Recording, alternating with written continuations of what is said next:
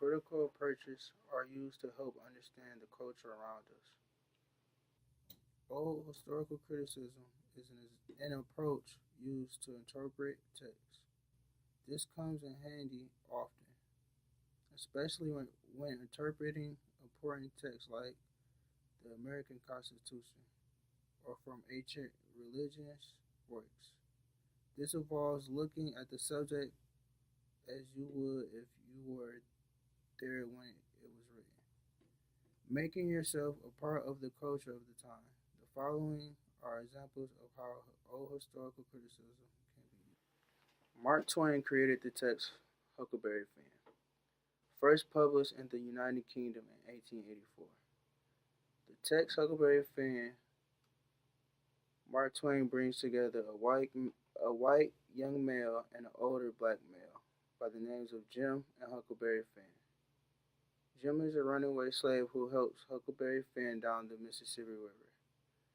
In the 1880s, people criticized this book because they didn't want to see a black male and a white male get along.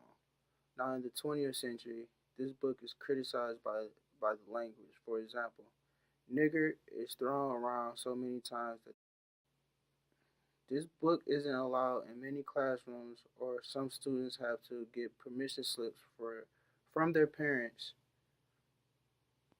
Another example of old historical criticism is the interpretations of the Bible. Dr. Ben Carson, a Republican presidential candidate and neurosurgeon, recently claimed that the earth was created just 6,000 years ago. His interpretation was based on his old historical criticism of the Bible. While modern science was evidence that the earth is actually 4 billion years old, many people who interpret the Bible as 100% factual are using this critical approach with the Bible. A quote from the Bible is as follows: "If a man also lie with mankind as he lieth with a woman, both of them have committed an abomination. They shall surely be put to death, their blood upon them."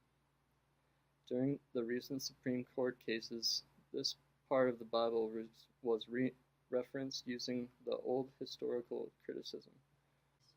While most believe the intentions of the Bible is to create morals for people, but when old historical criticism is used, the Bible can be interpreted as truth word for word and can have harsh consequences. Another critical approach is psychoanalytical criticism. This criticism requires one to look beyond the work and see the underlying message within. While the old historical criticism looks specifically at text, psychoanalytic criticism can help to interpret text or visual works. Psychoanalytic criticism also uses the theories of Freud. An example of psychoanalytic criticism in pop culture is Star Wars, specifically with the relationship between Luke and his father, Darth Vader. Star Wars, A Story of a Young Man and His Father, was a modernized damsel in distress story.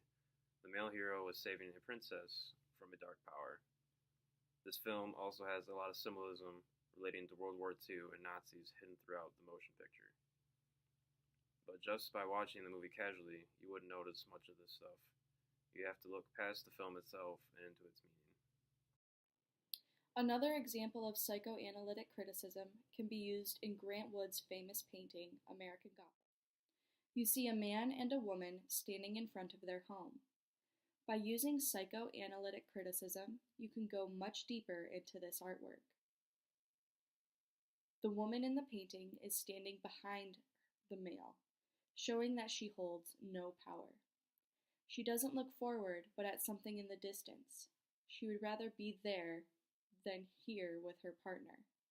The work suggests a possibly abusive relationship between the two characters. The male in the photo has a tight grip around his pitchfork and is looking straight into the viewer's eyes, daring them to question his authority. Using psychoanalytic criticism, you can also interpret the artist. You might say Wood grew up with a weak mother and an abusive father. I personally used psychoanalytic criticism to criticize American Gothic. We have given you 4 examples of critical approaches, 2 from old historical criticism and 2 from psychoanalytic criticism. We hope you enjoyed our presentation.